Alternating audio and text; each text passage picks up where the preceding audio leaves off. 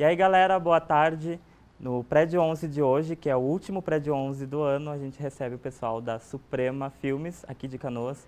A gente vai conversar um pouco sobre cinema independente, então não sai daí que o Prédio 11 está só começando.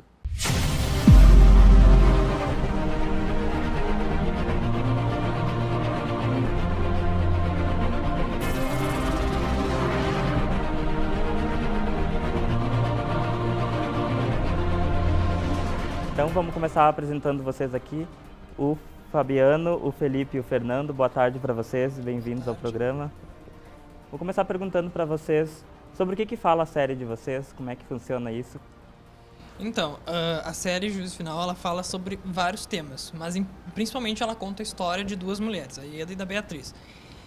E as duas têm uma rivalidade que surgiu na infância delas. Essa parte fica obscura durante a história inteira, os motivos que levam a Ieda, que é a vilã, a agir como ela age contra a Beatriz durante todo o tempo na história. O ponto alto da história é quando a Ieda comete o crime da história que envolve a vida de vários personagens, né? Ela compra uma criança de uma menina drogada e ela troca os bebês, coloca um bebê que ela matou no lugar da filha da Beatriz e coloca a filha da Beatriz no lugar que seria dela. Para isso, ela conta com a ajuda de uma médica dentro do hospital que ajuda em todo esse plano dela, né? E ela até pensa em o que pode fazer com a filha da Beatriz, mas ela acaba criando, né, a filha da rival dela e fazendo com que o marido da protagonista fique com ela. Fernando é o marido. É o marido. Isso, o marido da Beatriz também sofre um pouquinho na história. Tá grávida mesmo? Nossa, eu vou ser pai. Beatriz, eu tô grávida e o Pedro Paulo é o pai. Pois é, a gente viu alguns insertos agora aqui. Qual é a função de cada um na série? Eu faço a direção de foto, também opero câmera, né? Óbvio. Não dá pra ter que tocar em todos os lados e tudo mais tem que fazer. Se eu tiver que ir buscar alguém de elenco, eu busco, coisa assim. É que assim, a produção, ela pede que a gente atue em mais de um papel. O roteiro é meu, eu faço a direção, mas a gente faz tipo, um pouco de tudo, cada um. Quando não tem... É porque, como projeto independente, acaba com que as pessoas tenham que se dividir em várias funções, né? Que a gente, por exemplo, eu além do roteiro, da direção, eu também opero a câmera e assim, até os atores às vezes acabam se envolvendo em funções de produção que normalmente isso não acontece, mas é por conta de o projeto ser independente, a gente acaba tendo que cada um fazer uma coisa. Hoje em dia quase ninguém mais faz uma função só, né? Sim. Ainda mais em cinema independente. Queria perguntar para vocês, para ti então, Felipe, de onde é que surgiu a ideia desse tema aí, de uma mulher que rouba o bebê de outra e aí coloca no lugar? Então, eu escrevo roteiro faz muito tempo. Eu acho que o primeiro roteiro eu escrevi com 13, 14 anos, faz bastante tempo. E inclusive isso foi o que me levou hoje a cursar jornalismo, né, na UBRA. Mas, assim, a ideia dessa história surgiu em 2013, e que foi só o argumento dela, né? E aí eu, ao longo do tempo, fui aprimorando ela. Hoje, ela não conta só com essa história, ela tem várias outras tramas paralelas que se encaixam nela, né? E fazem toda a roda da história girar, né? E todas as tramas têm, querendo ou não, assim, uma ligação com a outra. Não tem um núcleo que seja afastado que não tenha ligação com alguém que tenha ligação com o núcleo principal. Então, assim, a história, para mim, surgiu em 2013, eu fui aprimorando ela, e aí eu resolvi, em 2016, a partir de 2016, né, contar ela, escrever ela, e fui atrás de pessoas que estivessem dispostas a abraçar o projeto, né, e aí comecei a juntar o elenco, a produção, montar uma equipe de produção, né, porque eu não poderia fazer tudo sozinho. Então, o elenco, eu fui atrás e conseguimos fechar ele em 2017 e começar a gravar a série em 2017. Né? Hoje são 26 atores no elenco, é uma galera, e no total do projeto, assim, que são fixos do projeto mesmo. Claro, tem as participações especiais dos atores que entram na trama e também saem, é coisa rápida, mas fixos são 32 pessoas hoje. Então, é uma galera aí, né? É bastante gente para coordenar e para ajudar lá também. Eu queria perguntar sobre o tema, né, que vocês tocam na temática religiosa. Vocês acham que é uma estratégia falar sobre isso? Um tema que tem sido debatido e que precisa ser debatido? Então, quando eu conto uma história, eu sempre busco fazer com que ela não saia de um jeito muito didático, assim, que ela não seja uma coisa chata. Porque tu tá contando uma história, tu tem que fazer com que isso seja atrativo. Então eu peguei situações do cotidiano que acontecem e coloquei no roteiro. Uma das personagens surgiu quando eu vi uma conversa da minha avó com uma amiga, dizendo que ela estava apaixonada pelo padre, que não sei o quê, e aí surgiu a personagem Leonor, né, que é uma mulher que fica correndo atrás do padre a história inteira, e aí e por vários padres, são vários durante a história na igreja, e ela sempre se apaixona por eles. E a mais séria, que daí é sobre a igreja evangélica, conta a história de uma mulher. Ela era casada com um homem e esse homem abandonou ela para ficar com outro homem. Só que ele fugiu e a filha, anos mais tarde, se descobre lésbica e a mãe tem que lidar com isso. E aí ela vira evangélica nesse meio tempo. E isso não é fácil para ela aceitar a condição da filha, né? Não é fácil, ela acaba colocando a filha para fora de casa e daí a menina acaba, por conta do preconceito que a mãe tem de uma coisa que já de antes, além do preconceito da religião, ela ainda tem que lidar depois com o fato de ter sido expulsa de casa, né? E como é uma produtora independente, assim, como é que funcionou na hora de conseguir os atores, de conseguir o pessoal da direção? Como é que foi para ti?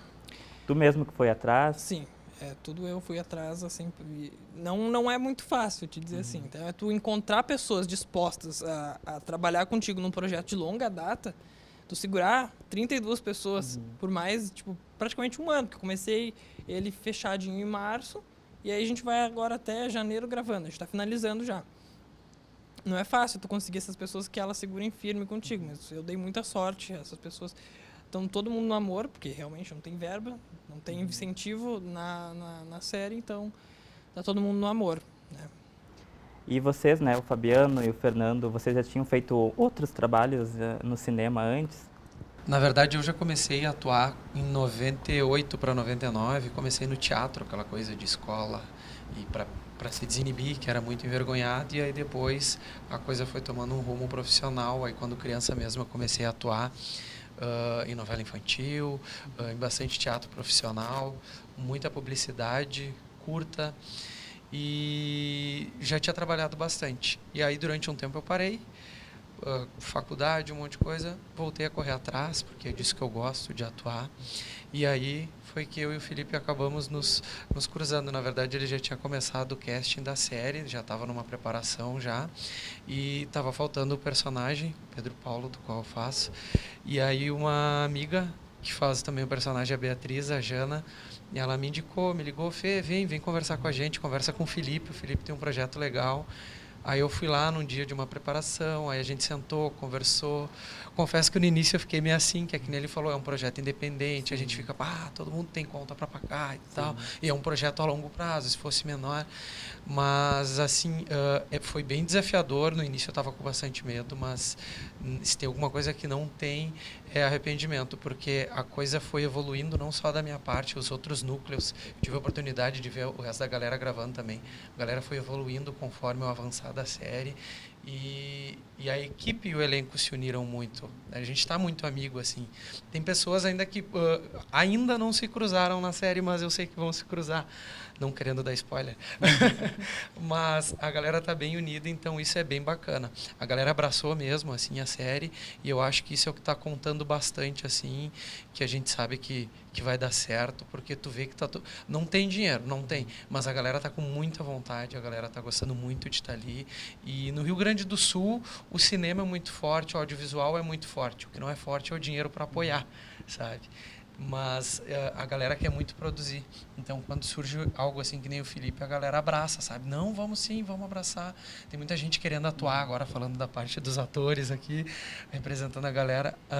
tu vê, assim, que o pessoal tá, assim, eu encontro, às vezes, o pessoal vai numa peça, encontro eles, e aí, o que tu tá achando? Tá todo mundo com a mesma pegada, a mesma empolgação, então tá bem bacana. Alguns já trabalharam bastante, já fizeram trabalhos maiores a nível nacional, outros estão começando agora, então isso é legal, que cruza todo mundo. Quem está começando agora, quem já tem uma experiência, mas tá todo mundo com a mesma vontade. Isso aqui é bem bacana. Todo mundo vai aprendendo. Tu tinha falado Todo agora mundo aprendendo sobre isso. não ter dinheiro, né? Mas sempre consegue encaixar outros trabalhos paralelos, né? No Sim, meio disso, sim. né? Porque No não meio exige disso tanto a gente tempo. vai encaixando o trabalho, vai deixando o pessoal da produção que faz o cronograma louco, porque daí às vezes marcou a gravação, vamos gravar no sábado, aí surge um trabalho para vou ter que ir, porque mas apesar deles enlouquecerem, acaba dando tudo certo. Dá tudo certo sempre Dá no tudo final. certo, sim, vai dar. Mas aí tu, Fabiano, tu cursa fotografia aqui na Ubra mesmo, né? Tu sempre quis trabalhar assim com o cinema mesmo? Como é que foi desde que tu começou a cursar fotografia? Bom, na verdade, esse é meu primeiro trabalho como diretor de fotografia. Eu olhei assim, bom, eu atuo na fotografia desde 2013 com fotojornalismo e tal. Cobri vários protestos, Porto Alegre e tal. Meu TCC foto foi sobre isso. Mas quando uma colega falou que estava precisando sair do projeto e tinha o projeto do Felipe, eu vou conversar com ele, vamos ver o que é. Aí eu olhei assim, não, é uma oportunidade boa para mim. Ver um outro nicho de mercado que eu gosto, que é, apesar de eu não assistir muita série nem filme por causa de tempo, né? Outro tem tempo, outro tem dinheiro, eu corro atrás do dinheiro ultimamente e não atrás do tempo, enfim. Eu pensei, não, vou fazer isso aqui e vou ver se eu vou me encaixar, para talvez no futuro eu consiga levar isso como uma das coisas que eu gosto de fazer. E aí eu parei e me perguntei, bom, tem duas coisas que eu gosto de fazer, que é correr das bombas da polícia e esse lance de dirigir a foto dessa série. Então eu vou focar nesses dois negócios enquanto eu estou na faculdade que ainda, por causa que fico com isso para mim. Vamos levando até onde der, porque eu vi que ia casar certinho, assim, o tempo de eu me formar e de terminar a série. Então eu pensei, bom, eu foco nesses dois porque eu fico no mesmo ciclo só. E é mais prático de pegar e tu alinhar as ideias, assim, porque tipo, tu tá vivendo foto na faculdade e tu tá vivendo foto na série. Então tu tá plano, assim. E que nem tu falou, tu vai se formar, já vai ter toda essa bagagem, né? De ter trabalhado numa série, de que trabalharam tanto tempo, né? E até para tua própria visibilidade, né? Enquanto diretor de fotografia, estudante de fotografia. A minha ideia é ele me contratar de novo, né? Próximas vezes aí. Projetos futuros. Spoiler. Então tá bom, eu vou interromper vocês, a gente já volta aqui, a gente vai para um rápido intervalo. Mas antes a gente tem o nosso quadro Minuto Literário.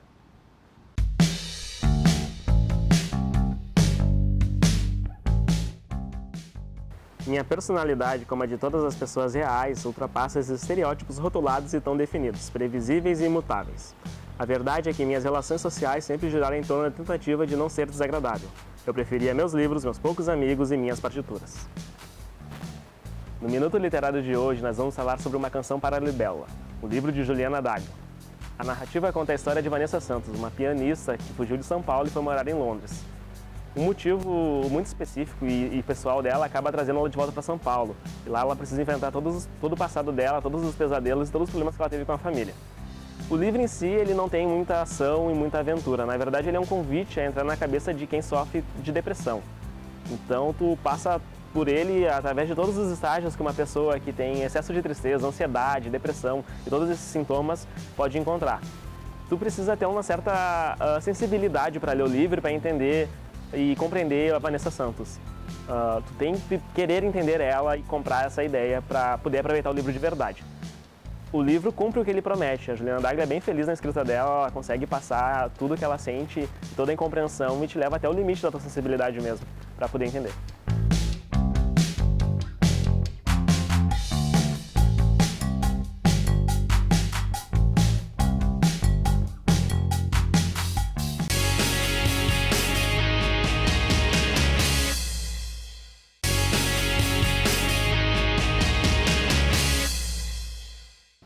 Então, voltando do intervalo agora, a gente vai continuar o nosso bate-papo aqui com o pessoal da Suprema Filmes.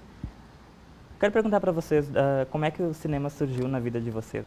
Bom, na minha foi através de... Eu acho que desde quando eu era criança, assim, porque eu sempre assisti muita novela com a minha avó. Então, assim, Desde quando eu era criança, eu sempre fui apaixonado por dramaturgia. Então, quando eu comecei a escrever, eu vi que era aquilo que eu queria seguir, assim, sabe? Que era a minha paixão, seguir fazendo roteiro, dirigindo. Então, quando eu tô no set, eu me sinto realmente pleno, assim, porque eu sei que é o que eu gosto de fazer, sabe? Pois é, tu falou que é apaixonado por dramaturgia e faz jornalismo, como é que é isso? Nunca pensou em fazer audiovisual, por exemplo? Por que o jornalismo? Sim, eu já pensei em fazer, sim, mas eu me inspiro muito em um dos autores da Globo, que para mim é uma referência. Na verdade, dois. Um é o Guinaldo Silva e o outro é o Valcir Carrasco. Os dois são jornalistas. Então, isso eu acho que me contribuiu um pouco para eu acabar indo para o jornalismo. Que também é uma coisa que eu gosto. Mas ainda estão nos meus planos ainda fazer uma faculdade de produção audiovisual. Misturar a ficção com a realidade. E você que agora faz administração, né? Pois é. Eu, na verdade, eu comecei no teatro, que nem eu tinha comentado antes, e aí uma coisa levou a outra. Surgiu um teste, surgiu outro teste, nunca saindo do teatro, e eu pensei, é isso aqui que eu quero pra mim. Eu gosto de estar aqui. E aí eu pequenininho, minha mãe, é isso que tu quer, tu vai, tu gosta. E fui indo, e uma coisa levou a outra. Fiz inúmeros trabalhos quando criança, e quando chegou aquela fase dos 16, 17 anos, perdido na adolescência, parei de correr atrás. E pro ator, tu tem que correr muito atrás para te conseguir um pouquinho, assim, sabe? Um pouquinho, um pedacinho do lugar ao sol. Como eu estava meio perdido, meio que me afastei. Só que eu sempre soube que era isso que eu queria, que uma hora eu ia voltar. E aí faz uns 3 anos que eu voltei a correr atrás. Não, é isso que eu quero. Nesse meio tempo que eu estava parado, eu não sabia o que fazer e tal, vou fazer administração. Tentei fazer produção audiovisual, mas o curso era muito caro. Tentei bolsa, não consegui, não vou ficar parado, vou fazer administração, que é o famoso curso de quem não sabe o que quer ou quem não pode fazer o que quer. Os administradores vão me matar agora, mas é uma grande verdade. Mas eu tenho ideia de fazer produção audiovisual depois, porque eu quero, além de atuar, poder produzir também, sem deixar de atuar, mas eu quero poder também fazer roteiro, quero poder fazer fotografia, dirigir, eu quero estar, o meu importante para mim é estar dentro do set. Você sabe aliar já esses dois Exatamente, cursos, né? aliar os dois. O que temos em comum aqui, que todo mundo ama o cinema e todo mundo ama estar dentro do set. E vocês são de onde? Vocês são de Canoas mesmo? Eu sou de Canoas. Eu sou de Porto Alegre. Porto Alegre também. Todo mundo aqui da região metropolitana. E a divulgação de vocês? A gente sabe que é cinema independente e até as redes sociais é uma grande estratégia, né, para divulgar e até para veicular, que vocês até vão divulgar nas plataformas digitais mesmo, né? Como é que funciona? A série ela foi concebida para ser divulgada em plataforma digital. Ela está sendo concebida para isso. Mas nada impede que ela receba outro meio de divulgação depois de pronta, né? Por alguma TV, alguma emissora. O que acontece? Eu acredito que na era digital assim, as coisas facilitaram muito para quem produz audiovisual. Porque o que acontece? Antigamente, há 10 anos atrás, as grandes empresas, grandes produtoras, grandes emissoras que tinham, né, o monopólio de produzir audiovisual, e porque quem ia começar não sabia onde ia botar. E aí não adianta tu produzir uma coisa, um material e não ter onde veicular. Então, com a internet, com a popularização da internet, eu acredito que hoje, por exemplo, só na região metropolitana que eu conheço são umas 5, 6 séries que foram divulgadas através do YouTube, e todas tiveram um sucesso bem... um considerável sucesso, sabe? Tiveram um bom número de espectadores. Então eu acredito que a internet hoje facilitou para que tu possa, né, produzir e ter onde veicular o teu material. Bom, eu vou interromper aqui nosso bate-papo, a gente já volta. Agora a gente vai curtir a matéria feita aqui pelos alunos de comunicação aqui da UBRA. O Conselho Municipal dos Direitos da Mulher e a Coordenadoria da Mulher de Esteio realizaram um movimento 16 dias de ativismo contra a violência à mulher, entre os dias 25 de novembro e 10 de dezembro. Com palestras, oficinas e rodas de conversa, a pauta principal foi o empoderamento feminino. Isso é um movimento internacional, né, que aqui no município foi realizado pela Coordenadoria de Política para Mulheres, e nós, enquanto gestão, focamos de trazer essas datas que são importantes, com assuntos relevantes, para essa questão de empoderamento da mulher mesmo. Sair um pouco do discurso ideológico e partir para ações mais práticas de como lidar com isso. Quebrando barreiras, a roda de conversa realizada no dia 5 de dezembro no Salão Nobre da Prefeitura de Esteio mostrou que construção civil também é coisa de mulher. Eu acredito que para as mulheres que estavam aqui presentes, pelo menos para mim, me chamou a atenção essa questão que ela bateu firme com relação a esse empoderamento no sentido de empreender. Né? Achei muito interessante isso, de fazer pensar mesmo, né? Qual é o teu lugar? O que tu pode fazer? O teu lugar específico. A roda de conversa sobre empoderamento feminino teve participação da Bia Kern, presidente da ONG Mulheres em Construção, que inclusive possui um projeto na Ubra Porto Alegre. Bom, em primeiro lugar, são as crenças das pessoas, né? Que tem coisa de menino e tem coisa de menina. E nós não, a gente acredita que os dois podem fazer o que quiser, conforme sua escolha. Eu acho que o empoderamento é muito isso, a gente poder fazer a nossa própria escolha, principalmente das mulheres. E a construção civil, ela vem nitidamente dizendo isso. A mulher, quando quebra essa barreira de aprender, ela se empodera de uma forma que termina empoderando o homem também. Então é isso, na realidade a gente está quebrando talvez uma cultura diferente, onde os dois são protagonistas e não um só. E vocês saíram agora numa reportagem recente sobre cinema independente, né, na Hypeness. Por que vocês resolveram fazer uma narrativa seriada como o primeiro produto da produtora de vocês? Então, as séries elas estão muito em alta hoje. Eu costumo dizer assim que elas vieram para ocupar o espaço das novelas, porque ninguém mais tem paciência para ficar durante meses ali assistindo 170, 200 episódios ou capítulos, no caso da novela. Então as pessoas acabam optando pelas séries porque são narrativas igualmente envolventes em um período de tempo muito menor. Às vezes tem 8 episódios, como é o nosso caso, às vezes tem 10, tem 20, mas não são 200. Então as pessoas têm paciência para parar, olhar, para se distrair, entendeu? Então, e também tem uma onda muito forte de produção de série aqui na região metropolitana. Eu sinto isso, eu vejo vários conhecidos e várias séries que fizeram bastante sucesso, como eu já falei aqui no programa. E essa história era uma história para série. E eu precisava contar essa história, então foi o nosso... esse foi o meu... Eu acho que foi o meu primeiro passo, assim, para... Vocês aliaram já esse crescimento das plataformas de streaming para fazer a narrativa dessa forma, então. Não fica dependente do horário que vai dar para tudo que tu está fazendo. Se tu perder um pedaço, tu não entendeu. A plataforma digital te dá uma total liberdade para te ver, rever, pausar. E vai estar sempre lá, né? E onde quiser, né? Exatamente. Pode assistir onde quiser. É o YouTube onde vocês vão colocar? Sim. Vai ser tudo pelo YouTube. No YouTube. Tudo gratuito.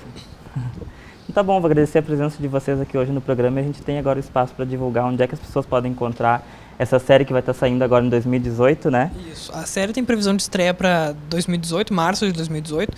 E para saber mais, para ter mais informações sobre a série, você pode seguir no Instagram, Suprema Filmes no Instagram, e no Facebook é Suprema Produtora. Lá a gente coloca sempre os conteúdos da série, os teasers que vão sair a partir de agora que iniciou a divulgação oficial.